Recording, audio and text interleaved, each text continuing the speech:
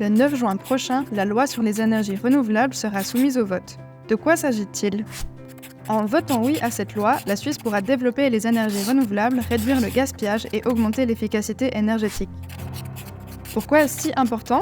Parce que le pétrole, le gaz et le charbon sont non seulement incroyablement polluants, ils sont aussi beaucoup moins efficaces que l'énergie électrique. Un exemple. Au lieu de chauffer une seule maison au fioul, la même quantité d'énergie permet de chauffer 5 maisons entières à l'électricité.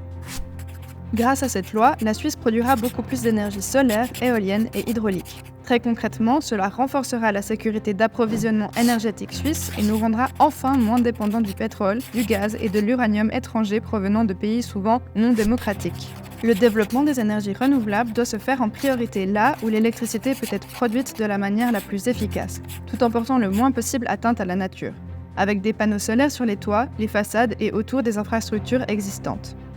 En parallèle, le gaspillage d'électricité doit désormais être réduit au minimum. Pour cela, la loi exige des mesures de la part des producteurs d'électricité.